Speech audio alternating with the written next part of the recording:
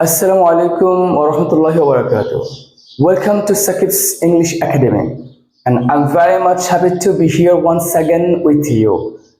And today I'm going to share with you my second class, and the class is going to be discussed about verb.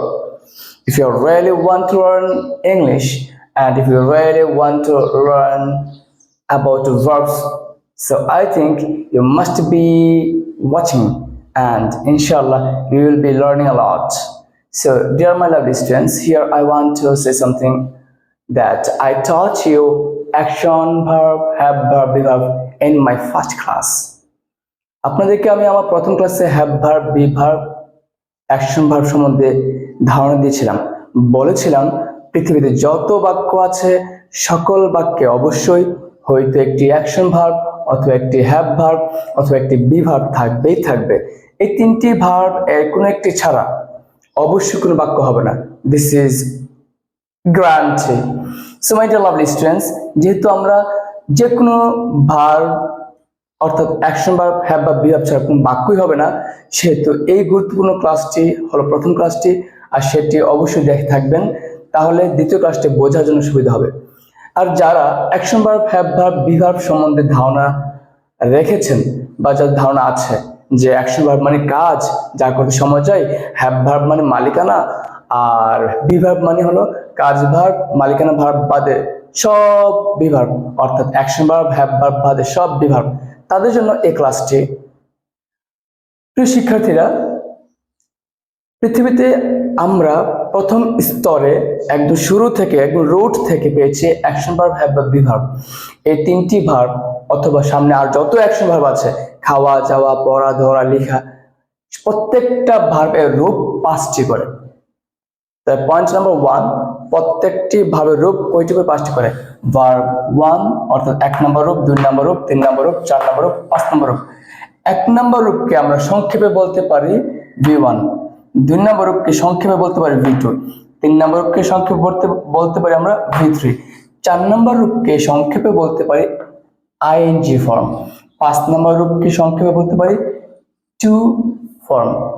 এটাকে আমরা যদি ফুল নাম জানতে চাই, এই সংক্ষেপে না বলে আমরা ফুল নামে যদি বলতে চাই, তাহলে আমরা এই V1 কে বলবো প্রেজেন্ট সিম্পল বা প্রেজেন্ট ইনডিফিনিট, V2 কে বলবো পাস্ট সিম্পল, পাস্ট ইনডিফিনিট, আর এই V3 কে বলবো পাস্ট পার্টিসিপল, আর এই ING কে বলবো আমরা প্রেজেন্ট পার্টিসিপল বা জিরান্ড, প্রেজেন্ট পার্টিসিপল বা জিরান্ড, আর টুটাকে আমরা বলবো ইনফিনিটিভ।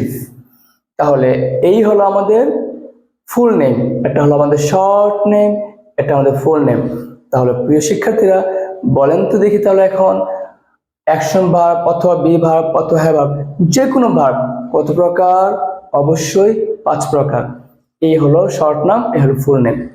এবার আসি আমরা এই অ্যাকশন ভার্ব এর দুটি এক্সাম্পল, 3টে এক্সাম্পল দিয়েছি, হ্যাভ ভার্বের একটি, বি ভার্বের একটি।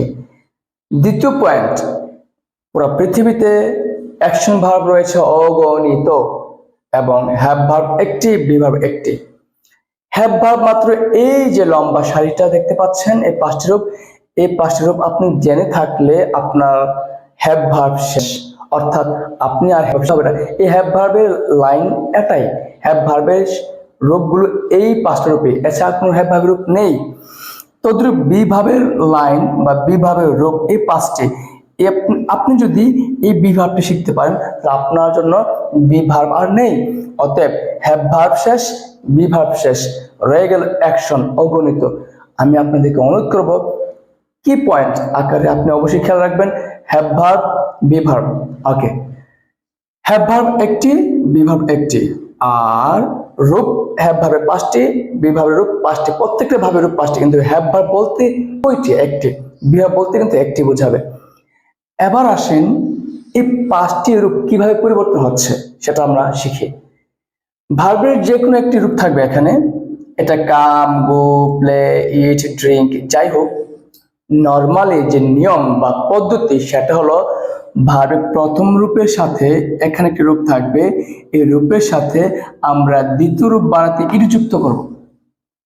তাহলে আপনাকে যদি বলা হয় যে কোনো একটি ভার্বকে দ্বিতীয় রূপে রূপান্তরিত করার নিয়ম কি ইডি যুক্ত করা, যেমন আছে ওয়াটার হবে ওয়াটারড, আছে ফিশ হবে ফিশড, আছে ফ্লাওয়ার হবে ফ্লাওয়ার্ড, আছে আপনার ড্রেস হবে ড্রেসড।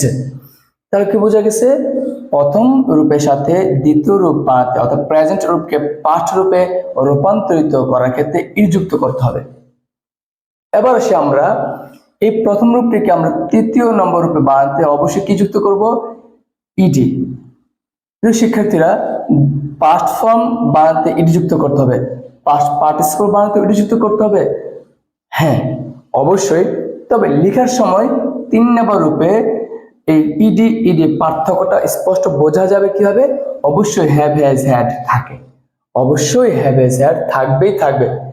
অর্থাৎ আমরা বলতে পারি work worked, have has worked, have has worked. প্রিয় শিক্ষার্থীরা এই প্রথম রূপটিকে আমরা যদি 4 নম্বর রূপে নিতে চাই তাহলে অবশ্যই আইএনজি যুক্ত করতে হবে, অবশ্যই আইএনজি যুক্ত করতে হবে। প্রিয় শিক্ষার্থীরা আইএনজি যুক্ত করতে হবে, কার সাথে আইএনজি যুক্ত করতে হয়, আইএনজি অবশ্যই যুক্ত করব আমরা এই যে প্রথম রূপটি রয়েছে এই রূপটির সাথে, ঠিক আছে। তাহলে যদি ওয়ার্ক হয় work worked, have has worked, am is are working. অর্থাৎ আইএনজি ফর্মটি কখনোই একা আসে না, আইএনজি ফর্মটি working, coming, going, playing, swimming, ING যুক্ত ভার্ব কখনোই একা আসে না, অবশ্যই এম ইজ আর অথবা ওয়াজ আর অথবা উইল বি ব্যবহৃত হয়, অর্থাৎ বি ভার্ব লাগে। বাই দ্য ওয়ে আমি লিখেছি এম ইজ আর আইএনজি, আপনারা এইভাবে শিখেন সুবিধা হবে।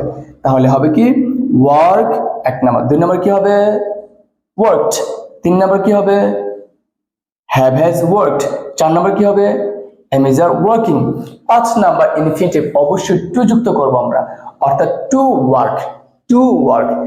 আমি পাশে লিখেছি BF base form, base form, base form কি একটু পরে আলোচনা করব, তো মাথায় রাখতে হবে আপনাকে 2 এর পরে হবে বেস ফর্ম, বেস ফর্ম মানে ভি1, আপাতত এটা মাথায় রাখেন যে 2 এর পরে আমাদের এই যে প্রথম রূপটাই চলে আসবে, ঠিক আছে।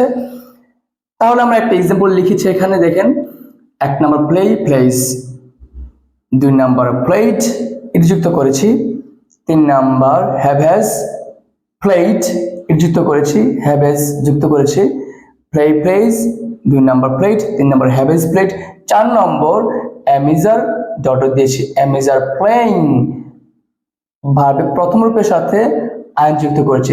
4 নম্বর টু প্লে, ভার্বের প্রথম রূপের সাথে টু যুক্ত করেছি, টু প্লে। আমি উপরে লিখছিলাম বেস ফর্ম, অর্থাৎ play base form, base form হলো ভার্বের শুরু, এই যে বেস ফর্ম প্লে, এই যে ডু বেস ফর্ম, এই যে হ্যাভ বেস ফর্ম, এই যে বি বেস ফর্ম। আমি লিখেছি বেস ফর্ম হলো প্লে, ডু, হ্যাভ, বি, অর্থাৎ যে কোনো ভার্বের শুরুটাকে বলা হয় বেস ফর্ম, যে কোনো ভার্বের প্রথম রূপের প্রথমটি, প্রথম রূপের প্রথমটি, এই দুটি প্রথম রূপ কিন্তু প্রথমটি এটি, ডু ডাজ দুইটি প্রথম রূপ কিন্তু প্রথমটি ডু, হ্যাভ এজ দুইটি প্রেজেন্ট ফর্ম বা প্রথম রূপ কিন্তু প্রথম রূপের মধ্যে প্রথমটি হলো হ্যাভ, বি এম ইজ আর সবগুলি প্রেজেন্ট ফর্ম বা প্রথম রূপ কিন্তু এই সবগুলোর মধ্যে বি হলো প্রথমটি অথবা বি হলো একদম শুরু, হ্যাঁ এই শুরুর ভাবটি হলো বেস ফর্ম। তাহলে যে কোনো ভার্বের একদম শুরু যেটা অরিজিন, একদম শুরু, হ্যাঁ যেটাকে আমরা মা বলতে পারি, যার থেকে অন্যান্য ভাবে উৎপত্তি হয়েছে ওটাকেই বেস ফর্ম বলা হয়। তাহলে আসি আমরা 2 নম্বর একটি एग्जांपल পড়ি, 1 নম্বর ডু, 2 নম্বর ডাজ, 3 নম্বর ডিড। স্যার এখন তো এটি যুক্ত হয়নি, যদি প্রশ্ন করেন সেই ক্ষেত্রে হবে অনেক ইরেগুলার ভার্ব রয়েছে, অনেক ভার্ব রয়েছে যে ভার্বগুলোর সাথে আমরা ইডি যুক্ত করলে V2 V3 হবে না অথবা পাস্ট পার্টিসিপল হবে না, আমরা সেগুলোকে মুখস্থ করতে হবে, সেগুলো কোনো নিয়মতান্ত্রিক নয়, অতএব সেগুলো তার নিজস্ব গতিধারায় চলবে, আমরা সেগুলো মুখস্থ করে নেব। এমন ওয়ার্ড খুব কম, ভয়ের কোনো কারণ নেই। তাহলে আমরা একটা ব্যতিক্রম উদাহরণ পড়লাম, ডু ডাজ, 2 নাম্বার ডিড, 3 নাম্বার হবে হ্যাভ ইজ ডান, 4 নাম্বার এম ইজ আর ডুইং, 5 নাম্বার টু ডু। আইএনজি অবশ্যই বেস ফর্মের সাথে বসছে, ডু অর্থাৎ টু এর পরে অবশ্যই বেস ফর্ম হচ্ছে। তো শিক্ষার্থীরা এই তিনটা এক্সাম্পল আমরা পড়লাম অ্যাকশন ভার্বের জন্য। আমাদের আজকে আলোচনা action verb, have verb, be verb. সেকেন্ডে আমরা চলি হ্যাভ ভার্ব। হ্যাভ ভার্ব কিন্তু আর পৃথিবীতে নেই, অতএব এই হ্যাভ ভার্বের রূপটি শুধু এই রূপগুলো আপনি শিখে ফেললে আর শিখতে হবে না। হ্যাভ ভার্বের এক নম্বর হ্যাভ হ্যাজ, বেস ফর্ম কি have, has a base form কি হ্যাভ। হ্যাভ হ্যাজ হ্যাভ ভার্বের এক নম্বর হ্যাভ হ্যাজ, হ্যাভ ভার্বের দুই নম্বর হ্যাড, হ্যাভ ভার্বের তিন নম্বর have has had, have has had. এই ডটও কিন্তু হ্যাভ হ্যাজ, অর্থাৎ হ্যাভ হ্যাড হতে পারে, হ্যাজ হ্যাড হতে পারে, অথবা আপনি সুবিধার্থে হ্যাভ হ্যাজ হ্যাড বলতে পারেন। চার নম্বর, এই চার নম্বর হবে এমিজার আইএনজি, অর্থাৎ এমিজার হ্যাভিং। এমিজার হ্যাভিং, হ্যাভ হলো আপনার বেস ফর্ম, বেস ফর্মের সাথে আইএনজি বসে, আমি লিখে রেখেছি base form plus ING, base ফর্মের সাথে আইএনজি বসে, তাহলে চার নম্বর হবে এমিজার হ্যাভিং। পাঁচ নম্বর টু হ্যাভ, টু এর পর বেস ফর্ম বসে, লিখে দিচ্ছি টু প্লাস বেস ফর্ম, অর্থাৎ টু এর পর সবসময় বেস ফর্ম বসে, টু হ্যাভ। তো শিক্ষার্থীরা এই হলো আমাদের হ্যাভ ভার্ব। এই হ্যাভ ভার্বের পরে কিন্তু আর হ্যাভ ভার্ব নেই। এবার আসি আমরা আলোচনা করব বি ভার্ব। বি ভার্বের present form am, be, am, is, are, এই চারটাকে বলা হবে প্রেজেন্ট ফর্ম বা ভি ওয়ান। ভি ওয়ান কি বেস ফর্ম? অবশ্যই না। আমরা অনেক সময় অনেকে বলে থাকি যে ভি ওয়ান অর্থাৎ বা প্রেজেন্ট ফর্ম। তাহলে প্রশ্ন একটা আমার, আইএনজি কি প্রেজেন্ট ফর্মের সাথে বসে? হ্যাঁ, প্রেজেন্ট ফর্মের সাথে বসে, কিন্তু আরো বেস্ট হবে যদি আমরা বলি আইএনজি বেস ফর্মের সাথে বসে। কারণ প্রেজেন্ট ফর্মে আর রয়েছে, আর ইন কি হয়? প্রেজেন্ট ফর্মে ইজ রয়েছে, ইজিং কি হয়? প্রেজেন্ট ফর্মে এম রয়েছে, এমিং কি হয়? না, অবশ্যই বেস ফর্মের সাথে হবে। অতএব আপনাকে বলতে হবে বিং, তো হ্যাজিং হয় না, হ্যাভিং, ডাজিং হয় না, ডো, অর্থাৎ আইএনজি বসবে বেস ফর্মের সাথে, এটা মাথায় রাখতে হবে। প্রিয় শিক্ষার্থীরা, বি ভাবে এক নম্বর বি এম ইজ, আর, দুই নম্বর ওয়াজ ওয়ার, তিন নম্বর হ্যাভ হ্যাজ বিন। কেউ হ্যাভ বিন হ্যাজ বিন বললে ভুল হবে না, কেউ হ্যাভ হ্যাজ বিন বললে ভুল হবে না। চার নম্বর এম ইজ আর বিং, কেউ যদি বলে am being, is being, are being, সমস্যা নেই, এম ইজ আর বিং একই কথা। পাঁচ নাম্বার টু বি। এই হলো আমাদের বি ভাব। প্রিয় শিক্ষার্থীরা, বি ভাবের আমরা রূপ জেনে ফেলেছি, হ্যাভ ভাবের রূপ জেনে ফেলেছি। যদি প্রশ্ন করি পুরো পৃথিবীতে আর কি কোন বিভাগ রয়েছে, উত্তর হবে না, শুধু এই লাইনটা শিখে ফেলেন, শেষ। যদি বলা হয় হ্যাভ ভার্বের আর কি কোনো রূপ রয়েছে, অবশ্যই না, শুধু এই লাইনটি শিখে ফেলেন। যদি বলা হয় তাহলে অ্যাকশন ভার্ব, হ্যাঁ, আমরা দৈনন্দিন জীবনে অনেক কাজকর্ম করি, খাই, যাই, পড়ি, ধরি, লিখি, হাসি, মারি, কাঁদি, বুঝি, সব কাজকর্ম করাকেই বলা হবে অ্যাকশন ভার্ব। যা করতে সময় যায় সবগুলোই অ্যাকশন ভার্ব। অতএব আজকে আমরা জেনেছি action verb, have verb, be verb, এই ভার্বগুলো পাঁচটি করে রূপ, অর্থাৎ প্রত্যেকটা ভার্বের রূপ কয়টি? কোনো ইন্টারভিউতে আপনাকে জিজ্ঞেস করতে পারে যে ভার্বের রূপ কয়টি, আপনি অবশ্যই বলবেন ভার্বের রূপ পাঁচটি। কি কি? এই হলো present form, past form, past participle form, present participle বা জিরান্ড, ইনফিনিটিভ। এছাড়াও যে বলতে পারেন যে স্যার তাহলে V1, V2, V3, হ্যাঁ, এই তিনটি বলা হয় আপনাকে। এখানে এই তিনটি হলো প্রধান ফর্ম, আর সাধারণত পাঁচটি গ্রুপ, অর্থাৎ আপনার ইন্টারভিউতে অবশ্যই পাঁচটি বলতে পারেন, কারণ পাঁচটি বললে আপনার গ্যাপ থাকবে না। বাই দ্য ওয়ে, আজকে ক্লাসটি কেমন লেগেছে অবশ্যই বলবেন। তার আগে যার যেমনই লাগুক, যদি কেউ মনোযোগ সহকারে ক্লাসটি দেখে থাকেন, আমি বিশ্বাস করি আই নো দ্য সেলফ, একটা কথা আছে, নিজেকে চিনো, আই নো দ্য সেলফ, সেই ক্ষেত্রে আমি বলবো অবশ্যই ক্লাসটি খুবই গুরুত্বপূর্ণ। আপনি বুঝেন বা না বুঝেন, খুবই গুরুত্বপূর্ণ, এই ক্লাসটি সবার জন্য প্রয়োজন। অতএব আপনার প্রিয় শিক্ষার্থীদের, আপনার প্রিয় বন্ধুদের, আপনার প্রিয় শুভাকাঙ্ক্ষীদের কাছে এই ভিডিওটি পৌঁছে দেওয়ার জন্য আপনার যা করার তাই করবেন। আজ এ পর্যন্তই। আশা করি ক্লাসটি খুবই গুরুত্বপূর্ণ এবং এই ক্লাসটি দেখে থাকলে আপনারা অবশ্যই অনেক কিছু শিখে থাকবেন। আজ এই পর্যন্তই, পরবর্তী ক্লাস দেখার আমন্ত্রণ জানিয়ে আজ এখানে শেষ করছি। সবাই ভালো থাকেন, সুস্থ থাকেন, আল্লাহ হাফেজ, আসসালামু আলাইকুম ওয়া রাহমাতুল্লাহি ওয়া বারাকাতুহু।